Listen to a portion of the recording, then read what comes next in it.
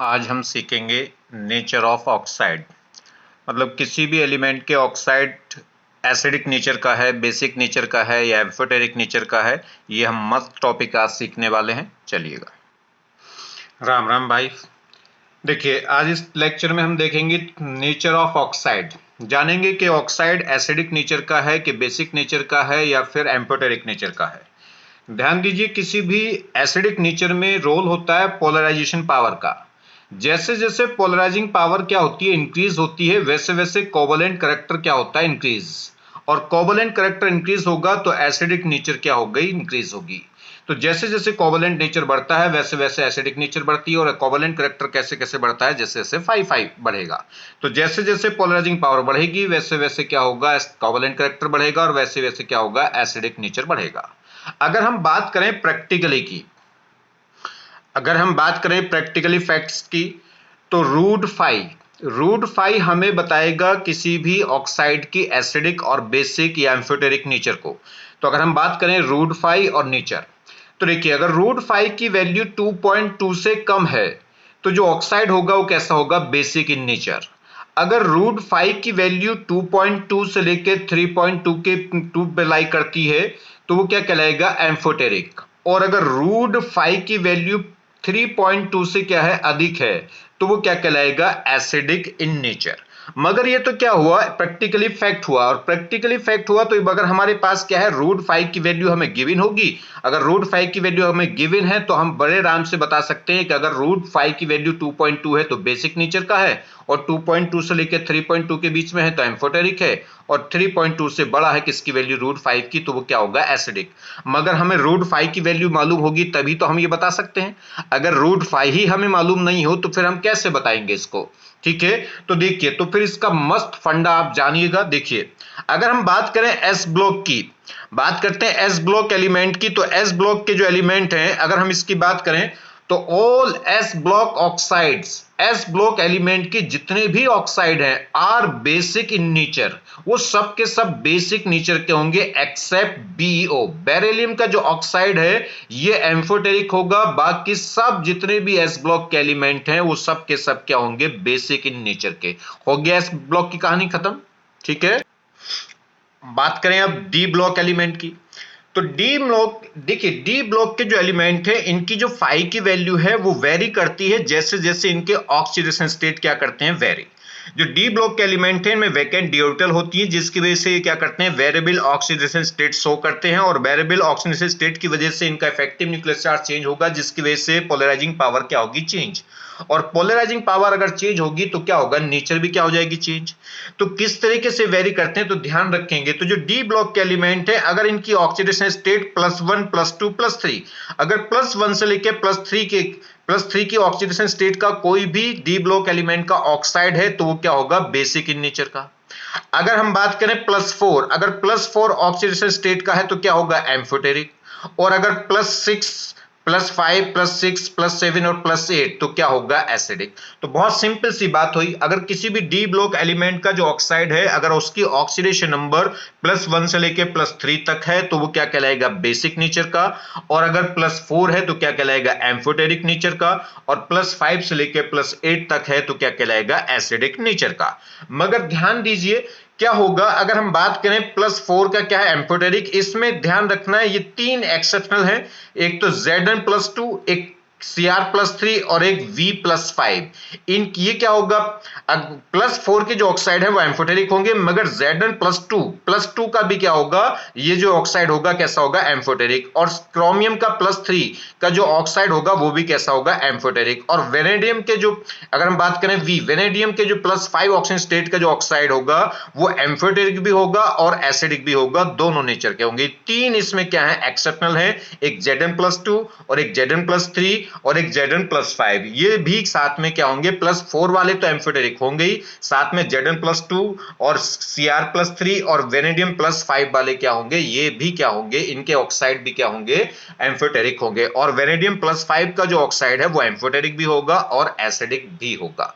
ठीक है, क्लियर हो गई बात। जैसे एक एग्जांपल समझ लीजिए, बहुत छोटी सी सिंपल सी बातें हैं। देखिए आप, एग्जांपल की बात करें जैसे क्रोमियम, क्रोमियम का ऑक्साइड है ये क्रोमियम के ऑक्साइड है। अगर यहाँ ऑक्सीडेशन स्टेट देखें क्रोमियम की तो कितनी आ रही +2। +2 का मतलब है क्या है, ऑक्सीडेशन नंबर क्या होगा, +1 से लेके +3 के बीच में लाई कर रही, तो कैसा होगा, बेसिक इन नेचर का। बात करें किसकी, अगर हम बात करें इस ऑक्साइड की, तो इसमें क्रोमियम की ऑक्सीजन स्टेट कितनी आ रही, +3 है, तो क्या होना चाहिए, बेसिक होना चाहिए, मगर ये एक्सेप्शनल है। क्रोमियम +3 में अगर होगा तो इसका जो ऑक्साइड है वो कैसा होगा, एम्फोटेरिक। 3 है ये एक्सेप्शनल, एक Zn+2 और एक Cr+3 और एक वेनेडियम +5। ठीक है। दूसरी बात, अगर हम बात करें इस ऑक्साइड की बात करें तो यहाँ पे क्रोमियम कितना है, +6 में, और +6 में है तो क्या हो जाएगा, एसिडिक इन नेचर का। तो बहुत सिंपल सी बात है, जनरल बात आपको ध्यान रखनी है। अगर क्या है +1 से लेके +3 तक तो है बेसिक, और अगर +4 है तो क्या होगा, एम्फोटेरिक, और +5 से लेके +8 तक है किसी भी डी ब्लॉक का ऑक्साइड तो क्या कहलाएगा, वो एसिडिक इन नेचर का होगा। जैसे जैसे देखिए ऑक्सीडेशन स्टेट बढ़ रही है वैसे वैसे क्या होगा, फाई की वैल्यू बढ़ेगी, और फाई की वैल्यू बढ़ती जाएगी तो एसिडिक करैक्टर बढ़ता जाएगा। इसलिए पहले बेसिक थे, लोअर ऑक्सीजन स्टेट में बेसिक थे, मिडिल में क्या हो गए, एम्फोटेरिक, और हाईएस्ट में क्या हो गए, एसिडिक हो गए। क्लियर। चलिए नेक्स्ट अगर बात करें पी ब्लॉक की, तो पी ब्लॉक की भी बात कर लीजिए, बात खत्म। देखिए पी ब्लॉक में क्या है, अगर हम बात करें, ये कह रहा है कि जो N2O, NO और CO, ये 3 ऑक्साइड हैं पी ब्लॉक के। एक तो नाइट्रोजन का +1 ऑक्सीजन स्टेट वाला, एक नाइट्रोजन का +2 ऑक्सीजन स्टेट वाला, और एक कार्बन का +2 ऑक्सीजन स्टेट वाला। ये क्या कहलाएंगे, न्यूट्रल। और and remaining P block oxide are generally acidic in nature. क्यों, अगर हम बात करें एस ब्लॉक से ज्यादा फाई किसका होता है, एस ब्लॉक से ज्यादा पोलराइजिंग पावर होती है डी ब्लॉक के एलिमेंट में, और डी ब्लॉक के एलिमेंट से ज्यादा पोलराइजिंग पावर किसमें होती है, फाई में होती है। ठीक है। और क्या होगा, वो पी ब्लॉक एलिमेंट में होगी। तो एस से ज्यादा पोलराइजिंग पावर होती है डी में, डी से ज्यादा होती है किसमें, पी में। तो वहां पे क्या होगा, जैसे जैसे पोलराइजिंग पावर बढ़ेगी वैसे वैसे एसिडिक स्ट्रेंथ बढ़ेगी। इसलिए क्या है, जो पी ब्लॉक के एलिमेंट हैं, वो पी ब्लॉक के जो एलिमेंट के जो ऑक्साइड है वो जनरली क्या होंगे, एसिडिक इन नेचर होंगे। किनको छोड़ के, एक बात करें N2O, एक NO और एक CO, ये 3 ऑक्साइड ऐसे हैं जो कैसे होंगे, न्यूट्रल होंगे। क्लियर हो गई बात। चलिए नेक्स्ट अब जान लेते हैं पूरी कंप्लीट पीरियोडिक टेबल में कौन कौन से एलिमेंट ऐसे हैं जो एम्फोटेरिक एलिमेंट होते हैं। एम्फोटेरिक एलिमेंट मतलब जिनके ऑक्साइड और हाइड्रोक्साइड क्या होते हैं, एम्फोटेरिक इन नेचर के। तो देखिए कौन कौन से एलिमेंट हैं। अगर हम बात करें तो ये एलिमेंट हैं जो क्या है, इन्हें बोलते हैं एम्फोटेरिक एलिमेंट। ठीक है, एम्फोटेरिक एलिमेंट, और इनके जो ऑक्साइड और हाइड्रोक्साइड है वो सब क्या होंगे, एम्फोटेरिक इन नेचर के। एम्फोटेरिक तो जानते हो, ऐसा सब्सटेंस जो एसिड से भी रिएक्शन कर जाए और बेस से भी रिएक्शन कर जाए उसे क्या बोलते हैं, एम्फोटेरिक। चलिए तो इन्हें कैसे याद रखेंगे, तो समझिए, ऐसे सब, देखिए ऐसे सब जनाबे आली पंजाबी सॉन्ग गाया करो। ऐसे सब जनाबे आली पंजाबी सॉन्ग गाया करो। ठीक है। तो देखिए ये दोनों एक साथ ले लिए, जनाबे आ गया, ये दोनों एक साथ ले लिए पंजाबी। ठीक है। तो ऐसे सब जनाबे आली पंजाबी सॉन्ग गाया करो। क्लियर। इसको आप याद रखने का एक ट्रिक है, इसको आप याद रख सकते हैं। ये सब क्या है, ये क्या कहलाएंगे, एम्फोटेरिक एलिमेंट है, और इनके जितने भी ऑक्साइड या हाइड्रोक्साइड होंगे वो सब क्या होंगे, एम्फोटेरिक इन नेचर के होंगे। अब बात कर लेते हैं पीरियोडिक टेबल में, बिल्कुल एकदम कंप्लीट पीरियोडिक टेबल में देख लीजिए कहां कहां है। अगर हम बात करें पूरी, अगर कंप्लीट पीरियोडिक टेबल में आप देखना चाह रहे हैं तो जरा समझिए, देखिए जी कैसे होगा।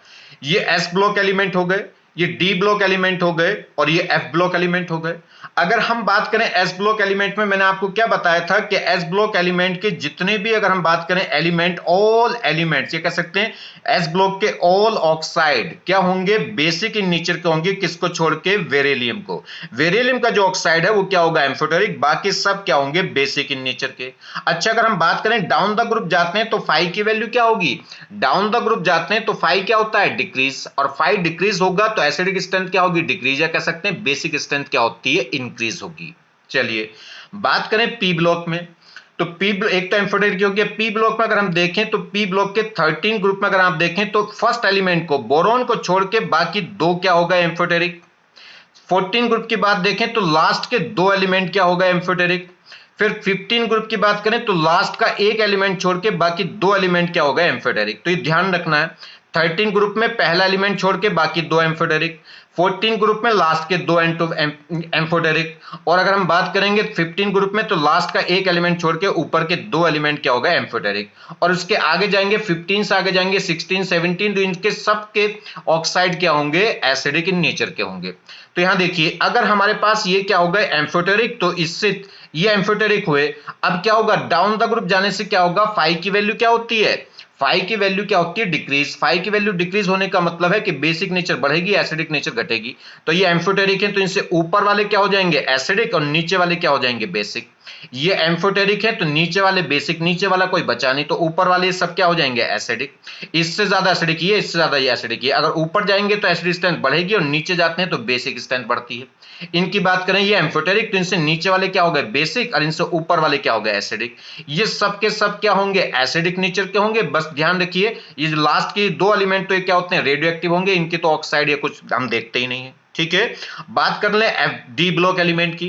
तो डी ब्लॉक एलिमेंट में मैंने आपको बताया, अगर डी ब्लॉक के जो एलिमेंट है वो वेरिएबल ऑक्सीजन स्टेट शो करते हैं। अगर +1 से लेके +3 की ऑक्सीजन स्टेट के ऑक्साइड हैं तो क्या होगा, बेसिक नेचर के, और +4 ऑक्सीजन स्टेट के हैं तो एम्फोटेरिक के, और +4 से ज्यादा ऑक्सीजन स्टेट के हो जाएंगे तो क्या कहलाएंगे, एसिडिक। मतलब +5 से लेके +8 तक के ऑक्सीजन स्टेट के कोई भी ऑक्साइड हो डी ब्लॉक एलिमेंट के तो क्या कहलाएंगे, एसिडिक। इसमें 3 एक्सेप्शन मैंने आपको बताए थे।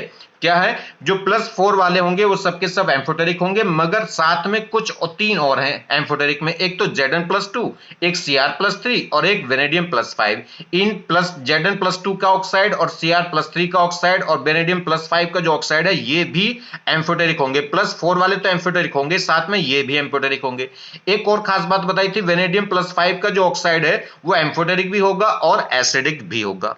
आगे बात समझ में, इतना छोटा सा फंडा था, एकदम मस्त फंडा था। आप इसको बढ़िया से एक बार और देख लीजिएगा, 1-2 बार देखिए, इसमें कोई बात आपको ऐसी लगती है तो लिख लीजिएगा। एक बहुत छोटी सी बात है, अगर भाई जी आपको डर लगता है सिलेक्शन से कि नीट में, जेई में, जेई मेंस में या जेई एडवांस में, या फिर आपको लगता है कि ओवरऑल 11th में या 12th क्लास में ओवरऑल टॉप करना है, और टॉप क्लास में नहीं, क्लास में तो कहीं भी रह के पढ़ लो, टॉप कर लोगे, ओवरऑल इंडिया में अगर आपको क्या करना है, टॉप करना है, तो बेहिचक आ जाइए। अगर आपको डर लगता है तो पढ़ाई से या टॉप करने से या फर्स्ट अटेम्प्ट में एक ही साल की तैयारी में अगर आपको लगता है कि सिलेक्शन नहीं होगा तो आप आ जाइए चुपचाप बिल्कुल मेरे पास तुरंत। ठीक है, थैंक्स।